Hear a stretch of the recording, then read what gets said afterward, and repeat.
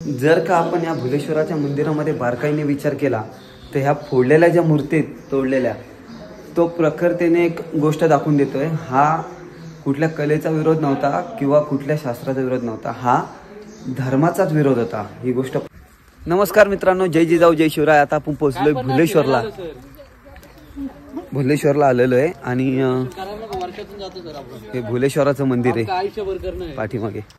आता आपण भुलेश्वराची इथे पोहोचलोय आणि मंदिर बघू शकतो. एकदम पुरातन मंदिर आहे, पण बाहेरून एकदम साधं वाटतंय ते, पण आतमधून जबरदस्त एकदम. आता आपण भुलेश्वराच्या मंदिरामध्ये आलोय. इथून असं आतमध्ये जात आहेत, इथून असं आतमध्ये जावं लागतं. हे बघा, जगातलं सर्वात सुंदर कोरीव काम असलेलं मंदिर आहे. शूटिंगला आतमध्ये अलाउड नाहीये. हर हर महादेव, हर हर महादेव, शिव हर शंकर, नमामि शंकर, शिव शंकर शिव. बघू शकतो आपण, काय जबरदस्त आहे नंदी महादेव. बघू शकतो मित्रांनो आपण, खूप असं जबरदस्त. शंभू महादेवांची पवित्र पिंड आहे आणि हे 1200 वर्षापूर्वीचं मंदिर आहे.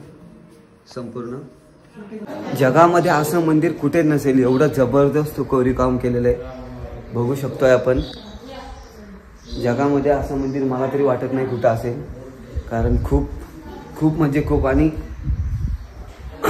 मुघलांनी इथे तोडफोड केलेली दिसते. एवढे सुंदर कलाकृती तोडलेल्या आहेत. आणि ही आपली लाडकी विठू माऊली आहे, विठोबा रखुमाई.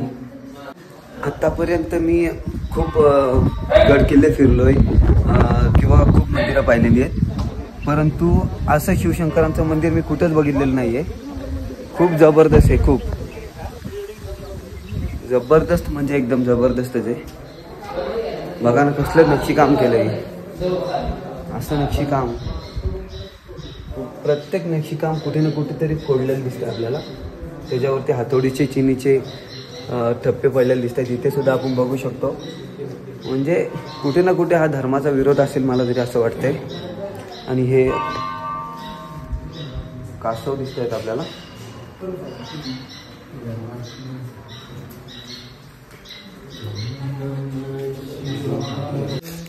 जर का आपण या भुलेश्वराच्या मंदिरामध्ये बारकाईने विचार केला तर ह्या फोडलेल्या ज्या मूर्ती आहेत तोडलेल्या, तो प्रखरतेने एक गोष्ट दाखवून देतोय. हा कुठल्या कलेचा विरोध नव्हता किंवा कुठल्या शास्त्राचा विरोध नव्हता, हा धर्माचाच विरोध होता. ही गोष्ट प्रामुख्याने आपल्याला दिसून येते, कारण कुठल्या मंदिरामध्ये आपण बघू शकतो. बघा, प्रत्येक मूर्त कुठल्या ना कुठल्या अँगलने फोडलेली आहे. बघू आपण आता पुढे. पण इथे सुद्धा आपण बघू शकतो की भगवान विष्णू कालिया नागावरती समुद्रामध्ये विराजमान असतात. ती मूर्त होती, ती सुद्धा तोडण्यात आलेली आहे. आणि इथे सुद्धा प्राचीन मूर्ती आहेत ह्या संपूर्ण. ह्या सुद्धा यांचं म्हणजे फार तोडफोड करून टाकली. इथे नंदी महाराजांची सुद्धा तोडफोड केलेली आहे. म्हणजे संपूर्ण हा धर्माचा विरोध आपल्याला प्रखरतेने दिसतोय. आणि आजही आपण शाणे झालो नाही तर भविष्यात आपला धर्म संकटात आल्याशिवाय राहणार नाहीये. इथं सुद्धा लहान लहान मूर्ती आपल्याला दिसत आहेत. त्यांचं सुद्धा खंडन इथे केलेलं आहे बऱ्यापैकी. हे बघा. बघू आता पुढे मंदिराच्या बाहेर जाऊ. बाहेरून आपल्याला काय काय बघता येतं ते बघूयात आपण. आज आपण इथे नंदी महाराज बघू शकतो. जगातील सर्वात मोठे नंदी महाराज या भुलेश्वराच्या मंदिरामध्ये आपल्याला दिसत आहेत. आणि इथे मंदिरामध्ये त्यांच्या गळ्यात सुद्धा जे कोरीव काम केलेली जी माळ दिसते आपल्याला, ती सुद्धा खूप आखीव रेखीव दिसते. जगातील सर्वात मोठी नंदी महाराज असलेले आणि जगातील सर्वात सुंदर कलाकृती असलेलं हे महादेवाचं मंदिर आहे. तर बघू आता आपण बाहेर गेल्यानंतर कशा प्रकारे दिसतात ते. अशा प्रकारे आपलं भुलेश्वराचं दर्शन झालेलं आहे. आणि आता आपण निघतोय जेजुरीच्या दिशेने. जेजुरी किंवा मोरगावच्या दिशेने आपण जाऊ.